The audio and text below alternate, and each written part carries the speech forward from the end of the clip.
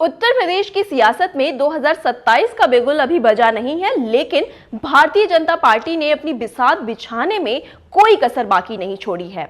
लखनऊ से शुरू हुआ मंथन का ये दौर अब गाजियाबाद से लेकर आगरा तक फैल चुका है।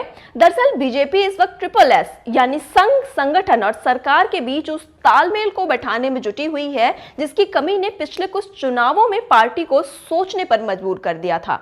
आज की हलचल की बात करें तो सबकी नजरें गाजियाबाद पर टिकी हुई हैं, जहां पश्चिम क्षेत्र की समन्वय बैठक चल रही है। ये वो क्षेत्र है जहां किसान समीकरण और स्थानीय नाराजगी को साधना बीजेपी के लिए सबसे बड़ी चुनौती है।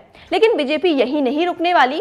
कल का एजेंडा और भी महत्वपूर्ण है, क्योंकि कल कानपुर बुंदेलखंड क्षेत्र की ताकत को परखा जाएगा और इस सिलसिले की अगली कड़ी 7 मार्च को आगरा में देखने को मिलेगी, जहां ब्रज क्षेत्र के दिग्गजों के बीच रणनीति तैयार की जाएगी। अगर हम इस पूरे घटनाक्रम का फ्लैशबैक देखें तो इसकी शुरुआत 28 फरवरी को अवध क्षेत्र की लखनऊ बैठक से हुई थी, जिसके बाद 1 मार्च को वाराणसी और 2 मार्च को मुख्यमंत्री के गढ़ गोरखपुर में जमीनी हकीकत का जायजा लिया गया था।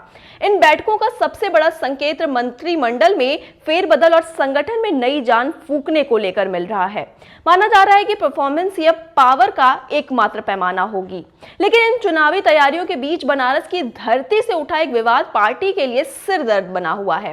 मामला उत्तर प्रदेश के डिप्टी सीएम केशव प्रसाद मौर्य और ज्योतिष पीठ के शंकराचार्य स्वामी अविमुक्तेश्वरानंद सरस्वती से जुड़ा हुआ है।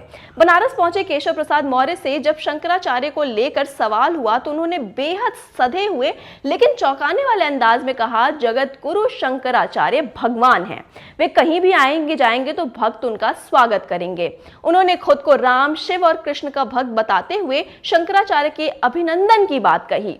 ये बयान इसलिए मायने रखता है क्योंकि पिछले कुछ समय से उत्तर प्रदेश सरकार और शंकराचार्य के बीच तल्खी जग जाहिर है। एक तरफ जहां मुख्यमंत्री योगी आदित्यनाथ ने विधानसभा में बिना नाम लिए मर्यादाओं के पालन की बात कही थी और यहां तक कहा था कि सिर्फ नाम के आगे शंकराचार्य लिख लेने से कोई शंकराचार्य नहीं हो जाता, वहीं डिप्टी सीएम को उन्हें भगवान बताना सरकार के भीतर दो अलग अलग सुरों की और इशारा कर रहा है। अब यहाँ पेश ये है कि एक तरफ शंकराचार्य पर पॉक्सो एक्ट जैसे गंभीर मामले दर्ज हुए जिसे उन्हें साजिश बताया और फिलहाल उन्हें अदालत से राहत मिली हुई है। वहीं दूसरी तरफ प्रशासन उनकी मान्यता पर सवाल उठाता रहा है।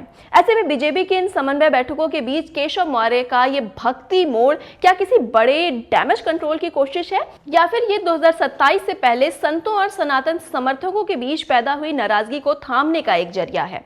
2027 की डगर पर निकली बीजेपी के लिए ये समन्वय सिर्फ दफ्तरों की बैठकों तक सीमित नहीं रहेगी, बल्कि उसे सरकार के मंत्रियों के इन विरोधाभासी बयानों और संतों के साथ चल रहे इस शीत युद्ध को भी सुलझाना होगा। क्योंकि अगर आस्था और प्रशासन के बीच की ये दरार बढ़ी तो विपक्ष को बैठे बिठाए एक बड़ा मुद्दा मिल सकता है।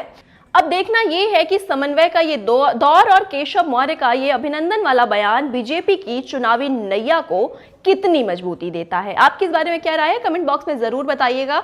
देखते रहिए अनादि टीवी यूपी। नमस्कार।